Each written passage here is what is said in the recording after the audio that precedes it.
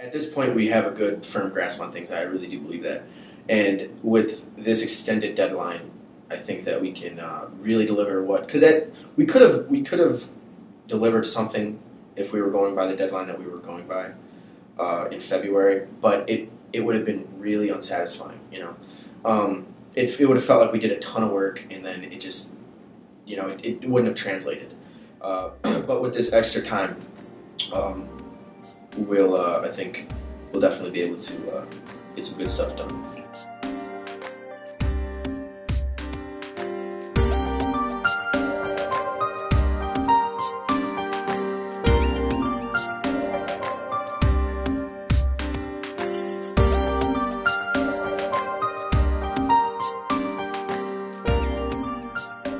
Brandon and Tommy did like an amazing job, and like I've said several times, like half the stuff that they do just like sounds like our game. Like there's little other aspects from other things, like sometimes it sounds like the Goonies or the Dark Crystal music, but other than that, like I love the atmospheric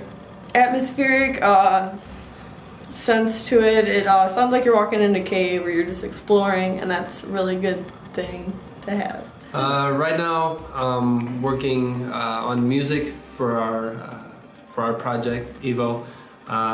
Been working on different themes to try and capture different moods, different situations that you're going to come across in different levels of our game. As of right now, we're just working on the tutorial level, so we've been focusing pretty heavy on that.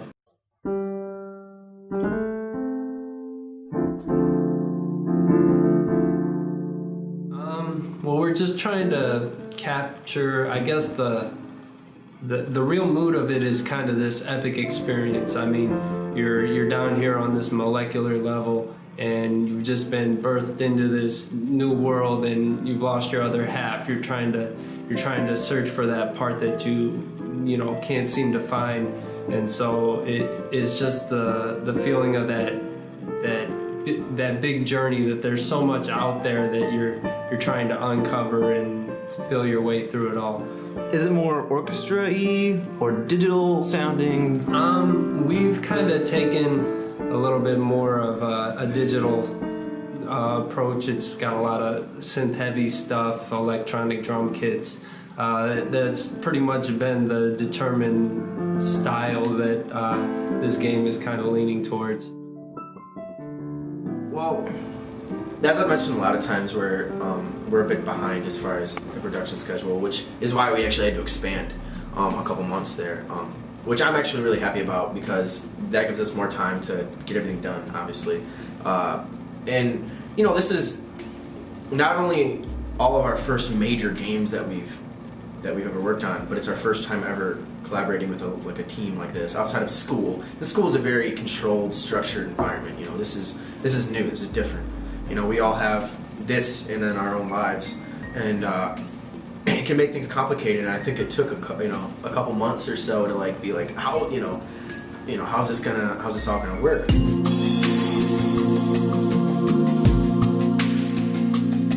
Bizarre weather this month. It's been negative 41 with wind chill. Just crazy. It's been colder here than it is in Alaska. Just last week, I was going to get in, and I couldn't take the train because there were penguins on the rails. No, there weren't. But it was cold enough. It was cold enough for there to be penguins on the rails. When it was negative 40 out, no one wanted to come to a meeting, which I didn't come to the meeting because, one, I couldn't bear that cold, and two, it snowed the day before, so nothing was plowed. Even if you're driving around on the streets, you got to pull over and got a ticket.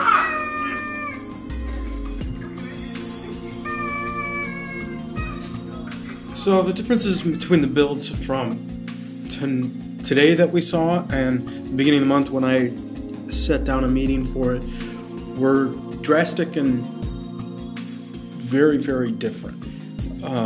This one had a level of professionalism that was not there before. It also it developed in ways that you could see where you were. It had color, it had squares, it was very more thought out. More or less this is where you're going to be starting off, and you have to find your way through this layer, and then once you get to the portal at the end, it'll just shoot you to the next layer.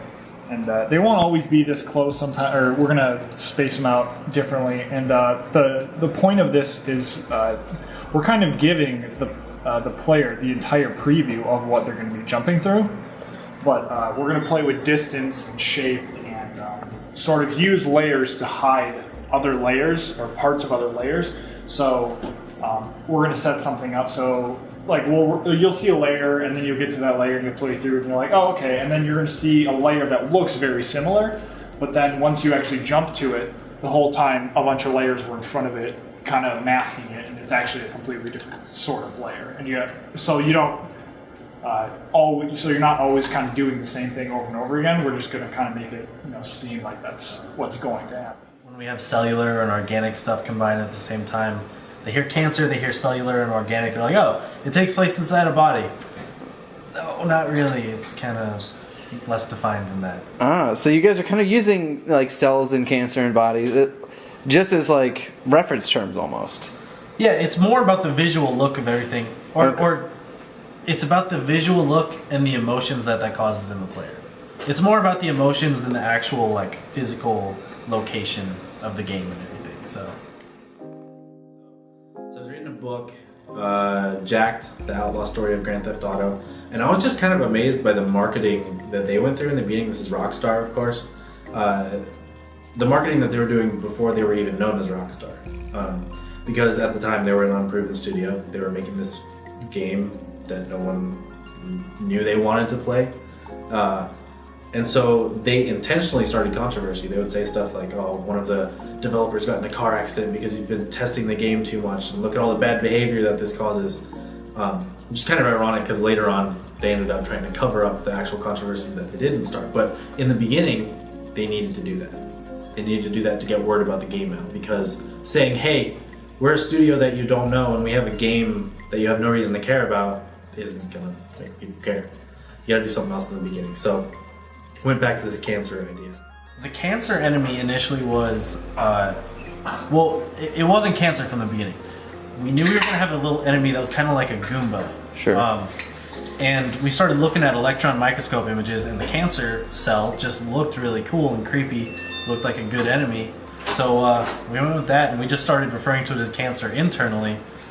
And now everyone automatically knows that it's a cancer, even though that wasn't the intention from the beginning. Just 'cause so what are you going to call it then?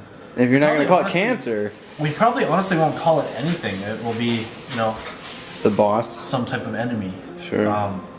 But okay. I mean, I guess it depends on how much people are following us. Like if there are way more people that play the game than followed us, then they won't have heard it referred to as cancer. So we can call it whatever we want.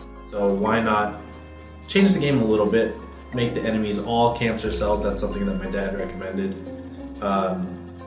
And then add a meta story on top about someone who's actually battling cancer, and then try and use that for some more marketing and to spread a good message too. So